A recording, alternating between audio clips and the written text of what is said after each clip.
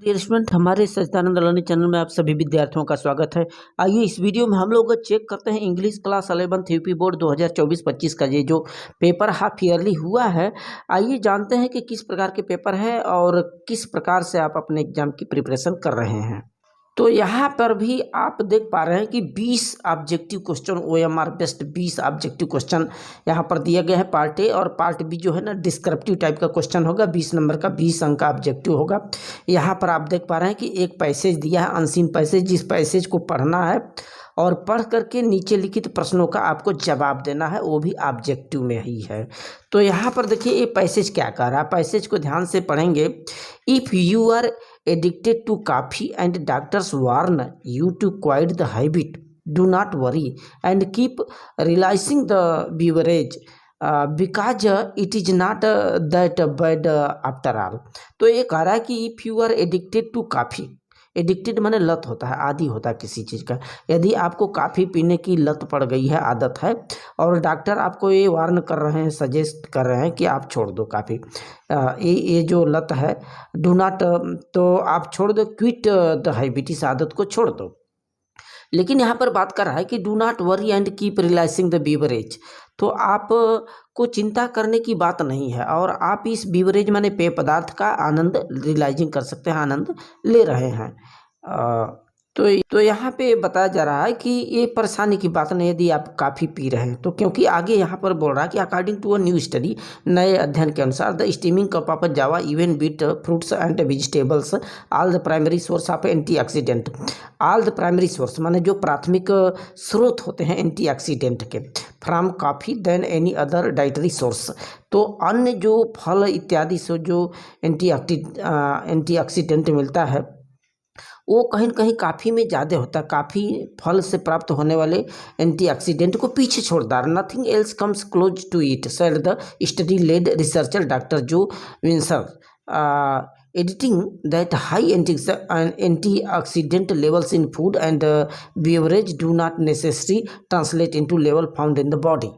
तो ये कहा जा रहा है कि जो एक कप फलों और सब्जियों को भी किसी अन्य आहार के स्रोत से पीछे छोड़ देता है। यानी इनके कहने का आशय यह है कि आप काफ़ी पी रहे हैं तो परेशान ना हो, क्योंकि काफ़ी में ढेर सारा एंटीऑक्सीडेंट का गुण पाया जाता है, यानी कि आपको रोग से लड़ने की क्षमता आप में रहेगी। तो आगे बताया गया कि प्रमुख शोधकर्ता जो डॉक्टर जो विंसर हैं, उन्होंने ये बोला कि कोई भी चीज़ इसके करीब भी नहीं आती, यानी कि कॉफ़ी को उन्होंने भी महत्व दिया। उन्होंने कहा कि भोजन और पेय पदार्थों में उच्च एंटीऑक्सीडेंट स्तर जरूरी नहीं है कि शरीर में पाए जाने वाले स्तरों में तब्दील हो जाए। ठीक, तो ये इस तरह की बात किया जा रहा है। पूरा पैराग्राफ आप देख लेंगे, इसमें ये बात किया जा रहा है कि जो कॉफ़ी है ये सेहत के लिए अच्छा हो सकता है और ये हार्ट बीट को भी कम करेगा और कैंसर के अटैक को भी कम करेगा।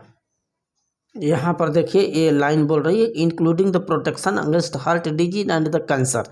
ये काफ़ी को महत्व दिया जा रहा है इसमें, यानी इतना अधिक एंटीऑक्सीडेंट इसमें पाया जाता है। फाइनली आगे लास्ट में ये देखिए यहाँ पे बोला जा रहा है कि frequency of consumptions it outer ranked popular antioxidant source like tea, mills, chocolate and cranberries. यानी कि जो दूध है, चाय है, चॉकलेट है, कैनबेरी है, इनसे अधिक एंटीऑक्सीडेंट प्रॉपर्टी पाया जाता है कॉफ़ी में। ये यहाँ पे पूरा बताया जा रहा है। तो ये पूरा पैराग्राफ है और पूरे इस पैराग्राफ में वही विवेचना कॉफ़ी के बारे में किया जा रहा है और सर्वे स्टडी तमाम किया गया। उसमें पाया गया कि कॉफ़ी में एंटीऑक्सीडेंट प्रॉपर्टी मोस्ट है, मोर देन अदर मटेरियल। अब उस पैराग्राफ पर आधारित यहाँ से क्वेश्चन 1 से 3 तक सभी ऑब्जेक्टिव ही क्वेश्चन आए हुए हैं। Answer the following question on the basis of your understanding of the passage.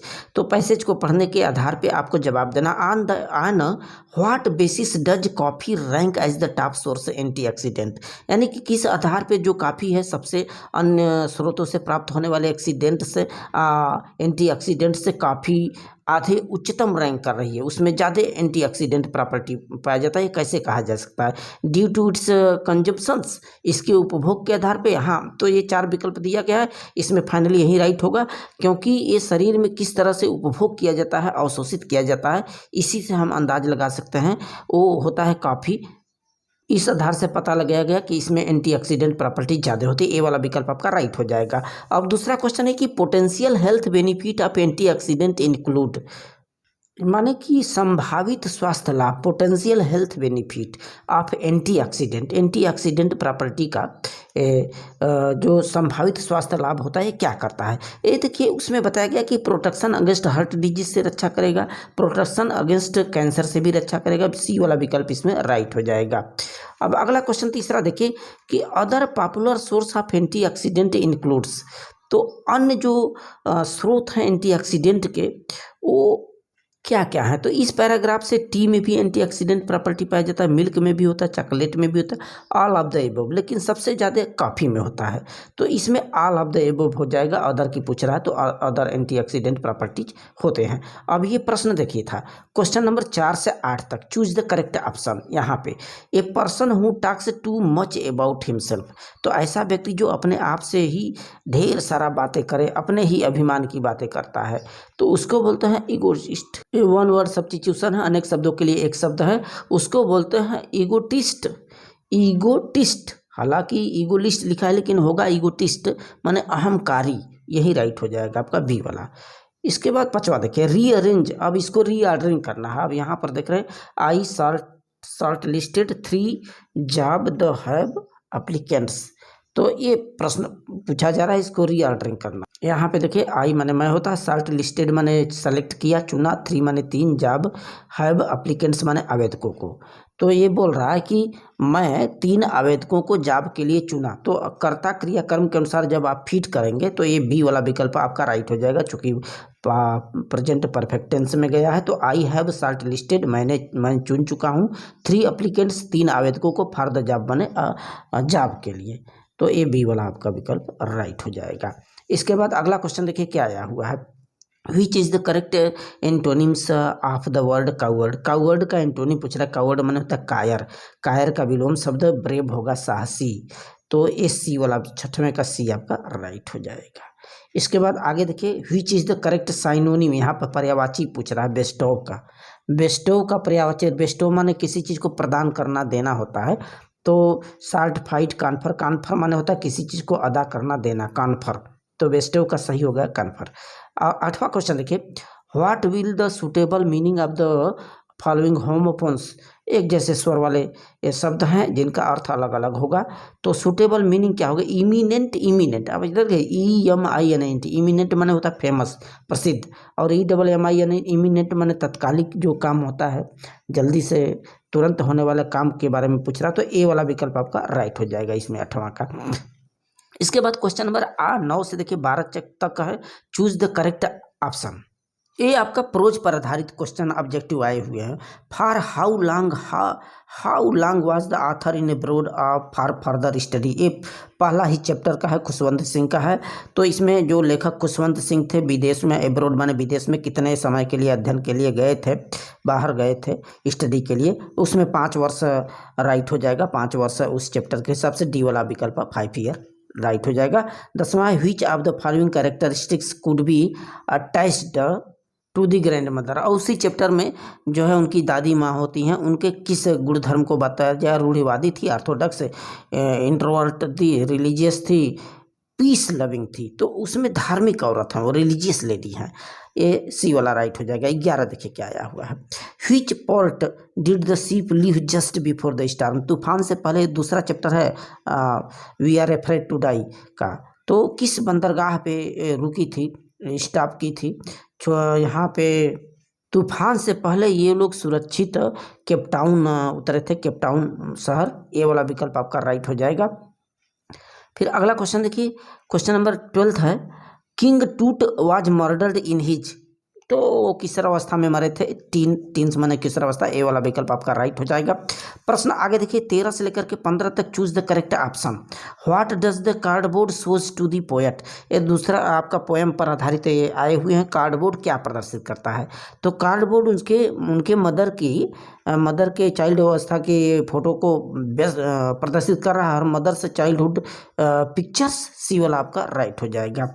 अब 14 देखिए question number, how does the tree change the coming of the bird, जैसे ही गोल्डफिंच पक्षी आती है तो ट्री में क्या परिवर्तन हो जाता है। तो गोल्डफिंच पक्षी के आते ही जो है एक्टिव हो जाता है, पूरा सक्रिय हो जाता है। जो अमलतास का वृक्ष था सजीव हो उठता है, फिर उसमें जीवन आ जाता है, लौट आता है। ऑल ऑफ द एबव सही होगा, डी वाला आपका राइट हो जाएगा। अब क्वेश्चन नंबर आगे देखिएगा, A15 what does the poet compare the rain, rain की तुलना सांग से की गई है, गीत से की गई है। ए वाला विकल्प आपका राइट हो जाएगा। इसके बाद 16, यहाँ पर 16 से 20 तक करेक्ट ऑप्शन को चुनना है। Who among the following is the narrator of the story. अब ये आपके सप्लीमेंट्री पर आधारित है, तो उसमें जो नरेटर है, कथाकार कौन है, तो कथाकार उसमें अरम ही है, बी वाला आपका राइट हो जाएगा। At what time did Aram and Mourad ride horse, किस समय मुराद और अरम जो है ना हार्स पर घुड़सवारी करते हैं, तो बहुत तड़के ही, सुबह, अर्ली मॉर्निंग, सी वाला राइट होगा। 18 uncle Khosrove has been described, uncle Khosrove को किस तरह से यहाँ पर जिक्र किया गया है, यहाँ पर विकल्प हमारे सामने है। ओरिटेबल थे, इम्पेशियंस थे, शार्ट टेम्पर्ड थे, all of the above right हो जाएगा। चिड़चिड़ापन भी थे, अधैर्य भी थे, और क्रोधित भी जल्दी हो जाते थे, डी वाला आपका राइट हो जाएगा, 18 का डी। 19 का देखिए, 19 पर है कि the author had come to visit Mrs Darling, जो आथर मार्गमेनको जी हैं मिसेस डार्लिंग के पते पर आई, क्या करने के लिए भाई, अपने मदर के बिलोंगिंग वस्तुओं को देखने के लिए। तो वही है, Mrs darling had belongings of authors mother, अपने माँ की वस्तुओं को देखने के लिए उस पते पर आई थी, सी वाला आपका राइट हो जाएगा।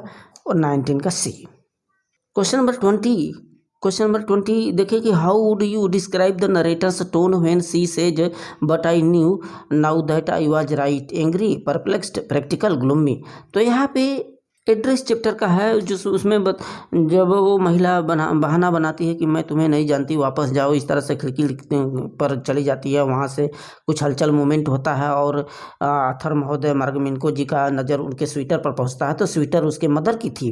तो वो तो जान गई कि बस मैं तो इसी पते पर आई हूँ, लेकिन ये तो कह रही है मैं तुम्हें नहीं जानती, जाओ। तो उस वक्त निराश की भावना को प्रदर्शित कर रहा है कि निराश मन से वहाँ से वापस आई थी, ग्लूमी, डी वाला विकल्प क्लियर होगा। इसके बाद देखिए पार्ट बी आपका रीडिंग स्किल आ गया है। Read the following passage and answer the questions that follow. इस तरह से भी अनसीन पैसेज है, पैसेज पढ़ेंगे और नीचे लिखित प्रश्नों का हमें जवाब देना है। अब यहाँ पे ये पैसेज ध्यान से पढ़ लेना है। लिखा है कि as the sun set over the small village, जैसा कि एक बार सूर्यास्त के समय की बात है, छोटे से गांव में एक छोटा सा लड़का जिसका नाम रोहन होता है नदी के किनारे बैठा था और पानी को स्टेयरिंग माने घूर कर देख रहा था। He had just received a letter from his brother, उसी वक्त उसके भाई का एक लेटर उसे प्राप्त होता है कहीं से। Who had moved to the city a year, एक साल पहले वो शहर में गया था, उसका जो भाई होता है रोहन का। और the letter had brought news of father's illness and Rohan's heart sank, तो उस लेटर में उसके पिताजी के बीमारी का जिक्र हुआ था। उसी वक्त वो काफ़ी नीरस हुआ। जो रोहन है उस दुखद समाचार को सुन करके पढ़ करके, Rohan family had been struggling to make ends meet since his father's accident, तो उसके पिताजी का जो एक्सीडेंट हुआ था उसके लिए जो रोहन था काफ़ी बोरियस और काफ़ी दुखी। His brother had moved to the city to find work and support the family, इस तरह से उसका जो भाई होता है वो शहर चला जाता है अपने परिवार का आश्रय देने के लिए, कमाने इत्यादि के लिए। Rohan had stayed behind the take care of, जबकि रोहन अपने माँ का ख्याल करने के लिए गांव ही रुकता है और खेती बाड़ी इत्यादि के लिए। तो इस तरह से ये पूरा पैराग्राफ है और रोहन अपनी रिस्पॉन्सिबिलिटी, अपनी उत्तरदायित्व को भी वो फील्ड करता है, महसूस किया। तो इस तरह का देखिए पूरा पैराग्राफ है। और यहाँ पे ये पहला प्रश्न, इस पे आधारित जो प्रश्न दिया जा रहा है देखिए, where was Rohan sitting when he received the letter from his brother, उस वक्त कहाँ बैठा था जब उसके भाई का उसे लेटर प्राप्त हुआ था, तो नदी के किनारे बैठा था। ठीक है, सारा जवाब इसी में है। Rohan side by the river side बैठा था। दूसरा कि what news did the letter bring, उस समाचार में क्या जिक्र किया गया था, उस समाचार में उसके पिताजी की बीमारी का जिक्र किया गया था। तो letter had brought news of his father's illness. C वाला कि why did Rohan's brothers moved to city, शहर क्यों चला गया था, कमाने के लिए चला गया था। तो his brother had moved to the city to find work and support the family, अपने फैमिली का सपोर्ट करने के लिए चला गया था। What was Rohan feeling as he sat the river, जब नदी के किनारे बैठा था तो उसकी क्या फीलिंग थी, तो वही महसूस कर रहा था अपनी रिस्पॉन्सिबिलिटी को। Rohan was feeling of his responsibility, अपने उत्तरदायित्व को। फिर अगला है कि what did the old man suggest to Rohan, एक बूढ़ा व्यक्ति उसमें आता है, रोहन को कहता है नहीं नहीं तुम भी कमाने के लिए बाहर मत जाओ, यहीं गांव में तलाश करो इधर ही। तो यही सजेस्ट किया था कि ओल्ड मैन वही सजेस्ट किया था कि not go to city and help here to his family, यहीं पे रह के अपने परिवार की मदद कर सकते हो, काम की तलाश कर सकते हो। अगला है कि what did Rohan think of doing initially to help his family, तो रोहन क्या सोचे जा रहा था अपने परिवार को हेल्प करने के लिए, तो he thought of moving to the city, मैंने शहर जाने का प्लान सोच रहा था कि मैं भी शहर चला जाऊं अपने फैमिली को मदद के लिए। तो इस तरह से देखिए रीडिंग स्किल है और अनसीन पैसेज है। इसके बाद आइए राइटिंग स्किल, ये भी 20 मार्क का दिया गया है। आप यहाँ से देख पा रहे हैं ये आर्टिकल पर आधारित प्रश्न है। अब दूसरा क्वेश्चन कि you are Rani or Roshan culture correspondence of your school magazine, write a report of the magazine on the celebration of the annual day of your school. आप माने कि ये पूछ रहा है कि आपको एक लेख लिखना है, आपके विद्यालय में जो वार्षिक उत्सव होता है उस पर आप कोई लेख लिखिए और अपनी स्कूल के मैगजीन के लिए, पत्रिका के लिए आप रिपोर्ट तैयार कीजिए। पत्रिका में आप छपवाना चाहते हैं, पत्रिका के लिए आप रिपोर्ट तैयार कीजिए। तो किस प्रकार से आप सेलिब्रेट करते हैं एनुअल फंक्शन अपने स्कूल पर आधारित, उसी के संदर्भ में बताना है।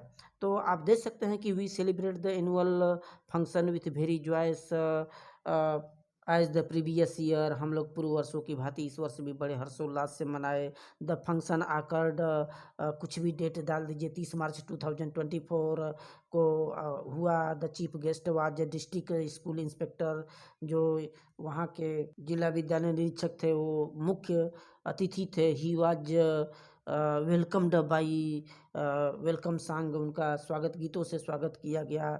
The principal teachers and other guest gave their powerful speech on the occasion of this function, तमाम अपना पावरफुल भाषण दिए इस फंक्शन। इस तरह से आप बढ़ा सकते हैं।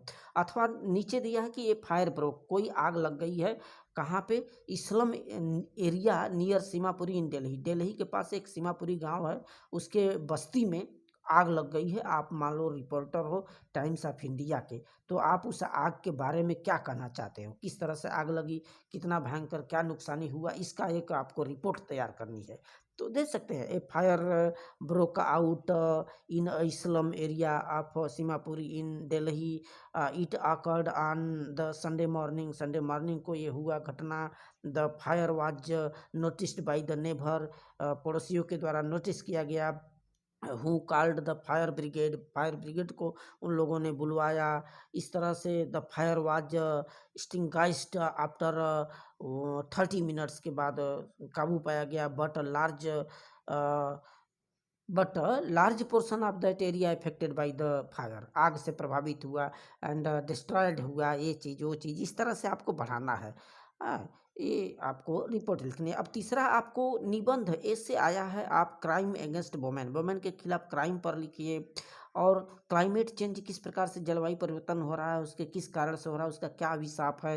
Role of youth in modern India, युवाओं का आधुनिक युग में महत्व, रोल, भूमिका उनका, इस पर बताना है। अथवा चौथा देखिए, write a letter to the head officer, health officer complaining against sanitary condition of the locality you live, जहाँ आप रह रहे हैं, जहाँ आप रह रहे हैं वहाँ पे जो दुर्व्यवस्था है स्वच्छता का, सैनिटरी कंडीशन माने स्वच्छता की जो दशा है, कंडीशन है, उस पर आप खिलाफ उसके कंप्लेन करें। कंप्लेन करते हुए एक लेटर लिखना अपने हेल्थ ऑफिसर महोदय को। तो इस तरह से आप लिख सकते हैं टू द हेल्थ ऑफिसर, यहाँ पर उनका पता लिख देंगे। Sir I would like to bring to your kind notice, मैं आपके विनम्र ध्यान को आकर्षित कराना चाहूँगा about the sanitary condition of the locality in which I live, हमारे जहाँ पर मैं रह रहा हूँ वहाँ स्वच्छता की स्थिति बहुत ही खराब है। The streets are full of garbage, और जो गलियाँ हैं कूड़े कचरों से भरी हुई हैं। आगे द ड्रेन्स स्मेल बैड, वहाँ की नालियाँ से बदबू आता है। Dirty water in is everywhere, हर तरफ गंदा पानी भरा हुआ है। I therefore request you to visit the locality, आइए, इस तरह से मैं अनुरोध करता हूँ कि आप यहाँ पे आइए, एक बार भ्रमण कीजिए हमारे स्थानीय प्लेस पर, and take early steps to improve the sanitary condition, कुछ आवश्यक कदम उठाएं इस तरह से, और फेथफुली XYZ इस तरह से आपको लिखना है। अथवा यहाँ पर write a letter to the district magistrate nuisance cast use by loud speaker at a late night, देर रात जो लाउड स्पीकर डीजे बजाया जाता है उसके खिलाफ डिस्ट्रिक्ट मजिस्ट्रेट को आप लेटर लिखिए। ये हमारे चैनल पर आपको मिल जाएगा, नीचे जाइए प्लेलिस्ट पर इंग्लिश क्लास 11th का, उस पर हमने कवर किया है, जाकर के आप चेक कर सकते हैं। अब ग्रामर पोर्शन यहाँ पर आप देखिए, ग्रामर पोर्शन आपके 13 नंबर के हैं। Change the given sentence into indirect में आपको Galileo said the earth moves around the, जो देखिए सत्य वाली चीज़ें होती हैं उसमें आपको टेंस इत्यादि में कोई बदलाव नहीं होगा। गैलीलियो सेड दैट क्या हो जाएगा, Galileo said that the earth moves around the sun, पृथ्वी सूर्य के चारों तरफ घूमती है। तो जो सत्य बातें होती है उसके टेंस में कोई परिवर्तन नहीं होता, बस यहाँ दैट कंजक्शन लगाइए और इन्वर्टेड कामा को हटाइए। दूसरा है the mango is too ripe for me to eat, मेरे लिए आम माने इतना पक गया है कि मैं खा नहीं सकता। टू को हटाइए, टू को हटाने पर जानते हैं सो दैट लगता है, तो इसका आंसर क्या हो जाएगा, the mango is so ripe that ripe that I can not eat, मैं इसे खा नहीं सकता। अब तीसरा देखिए, एक करेक्ट करना, करेक्शन करना, सही है नहीं। I forbade you not to enter this room, मैंने आपको इस कमरे में प्रवेश न करने के लिए वर्जित किया हूँ, मना किया हूँ। आई फारबेड माने होता मना करना, जब फारबेड लग जाता है तो डू नॉट का प्रयोग नहीं होता, क्योंकि फारबेड खुद निगेटिव है। तो इसका सही सेंटेंस क्या होगा, I forbade you to enter this room, मैंने तुम्हें इस कमरे में प्रवेश से वर्जित किया है, मना किया है, ये सही चीज हो जाएगा। आगे है डी वाला, the boys were reading novels, passive में बदलना है, तो क्या हो जाएगा, novels were being read by the boys, present continuous tense से उसमें बीइंग लग जाएगा, और वर्ब का थर्ड फॉर्म। अब क्वेश्चन नंबर 6 देखिए क्या आया हुआ है, मेरा मित्र फेरी वाला, ट्रांसलेट करना। मेरा मित्र जो फेरी वाला है, मेरे मकान के सामने एक झोपड़ी में रहता है। माई फ्रेंड हु इज हाकर, हाकर या पैडलर, हु लिव्स इन अ हट in front of my house, मेरे मकान के सामने वह द्वार द्वार जाकर फल बेचता है। He sells fruits door to door, वह निरक्षर नहीं है। ही इज नॉट इलिटरेट, उसने सन 2000 में हाई स्कूल परीक्षा पास की थी, मतलब he passed the high school examination in 2000, यद्यपि वह द्वितीय श्रेणी में पास हुआ था किंतु उसने किसी कॉलेज में प्रवेश नहीं लिया, माने कि although he passed in second division, comma लगा के आगे लिखेंगे he did not take admission in any college. आगे है वह अपने निर्धन माता पिता पर निर्भर नहीं रहना चाहता था, तो क्या हो जाएगा, ही वुड नॉट या he did not want to depended on his poorly parents. तो इस तरह का ये पैसेज है, इसको ट्रांसलेट करना था। अब ये 7वां ये लॉन्ग क्वेश्चन, यहाँ पर देखिए कि describe how the author's grand mother created a special bond with the sparrows and how they mourned her death. तो यहाँ पे पूछा जा रहा है कि ये आपके प्रोज का चैप्टर पहला ही है, ग्रैंड मदर बताया जा रहा है कि आथर की जो ग्रैंड मदर होती हैं उनका एक खास बंधन था, रिश्ता था, बॉन्ड था, बंधन था विथ स्पैरोज, गौरैयों के साथ। How they mourned her death, जब मर गई दादी माँ तो जो गौरैये हैं, पक्षियाँ हैं, किस प्रकार से रिएक्ट की। तो आप देखिए, आपको पता है कि it was a great attachment between authors grand mother and sparrows, बहुत बड़ा ये अटैचमेंट है, जुड़ाव है आथर की जो दादी माँ थी पक्षियों से। The grand mother was grand mother was an animal and bird lover, बहुत प्यार करती थी जानवरों से, पक्षियों से। हु इंजॉयड फीडिंग देम, जो उनको भोजन देती थी, sparrows, and spending her time, उनके साथ समय बिताती थी। The sparrows become so attach to her, इतना जुड़े थी जो पक्षियाँ, एक गौरैया थी कि आ करके उनके ऊपर बैठ जाती थी। एंड द बर्ड्स सैट या sit on her head shoulder legs पर बैठ जाती थी। But when grand mother died, लेकिन जब दादी माँ मर गई तो सारी पक्षियाँ दुख महसूस की। All sparrows sat quietly in the बरामदा एंड रूम हर रूम, उनके कमरे में बैठ गई। Where grand mother was wrapped in red shroud, लाल कफन में तोपी गई थी, कवर की गई थी, वहाँ पे बैठ जाती हैं। But they did not eat any grains, कोई अनाज नहीं खाई। And finally all flu away in the sky, सभी उड़ पड़ी जब दादी माँ वहाँ से हटी थी। अथवा आप देखिए, the hurdle of life can be challenged if we have confidence to make a optimum optimum use of our potential. ये पूछ रहा है कि जीवन जो है ना, hurdle of life can be challenged, जो जीवन की कठिनाई है वो मुसीबतों भरा हो सकता है। लाइफ कैन बी चैलेंज्ड, चुनौतीपूर्ण हो सकता है। If we have to confidence to make optimum use of our potential, यदि हम अपने क्षमता का, अपने पोटेंशियल का प्रयोग करना चाहते हैं। तो ये दूसरा चैप्टर्स है, इसको बताना है कि कैसे जीवन जो है चुनौती भरा हो सकता है। तो उसमें we are not afraid to die narrator किस प्रकार से देख रहे हैं, पूरे परिवार फैमिली के साथ निकल पड़े थे। हालांकि समुद्री सफ़र इतना आसान नहीं था, दुखों भरा और तमाम झंझावातों को झेला उन्होंने। तो वही चीज़ है, the hurdle of life can be challenged हो सकता है if we have confidence to make optimum use of our potential. It is तो ट्रू, ये बात तो सत्य है। यदि हम प्रयोग करना चाहते हैं अपनी शक्ति का, तो हमें चुनौती तो करना पड़ेगा मुसीबतों का। ठीक, ये सत्य है। This point was described in the chapter, यही इस तथ्य को बताया गया है। We are not afraid to die, इस जो चैप्टर है इसको आप विस्तारित कर लेंगे। और ये हमें पता है ना कि ये जो स्टोरी है, we are not afraid to die, in this story the narrator and his family, the narrator and his family overcome the worst situation, कितनी खराब सिचुएशनों से, स्थितियों से गुजरना पड़ा। And finally defeat the death, मृत्यु को भी उन लोगों ने परास्त किया। And use their potential and staying optimistic, आशावादी बने रहे कि अब हमें तो पहुंच जाना है। तमाम कार्य करते गए और फाइनली सुरक्षित पहुंच भी गए थे। अब क्वेश्चन नंबर 8 देखिए, 8 का है answer any two of the following. What was the daily routine of the grand mother in the village, गांव में जो दादी माँ का रोज का दिनचर्या था, रूटीन था, वो क्या था। तो वही जो है वो बैठ जाती थी बरामदा में, पक्षियों को चरा देती थी, खिलाती थी। तो grand mother would sit and read scriptures, धार्मिक किताबें पढ़ना। एंड और जब उनके आखिर खुशवंत सिंह के साथ उनको स्कूल छोड़ती थी, तो जब रास्ते से वापस आती थी तो वो दाना खिलाती थी, दाना क्या, कुत्तों को रोटियां देती थी। On their way back to the home she used to feed the ducks, उनको खाना खिलाती थी, जानवरों को, खास करके कुत्तों को। तो ये है। अगला है कि what happen to the ship, यानी कि सीप जो दूसरा चैप्टर है वी आर नॉट अफ्रेड का, तो सीप को उन्होंने उसके साथ हुआ क्या था, किस तरह से आर्थर महोदय उसको कब्जे में किए, कंट्रोल किए।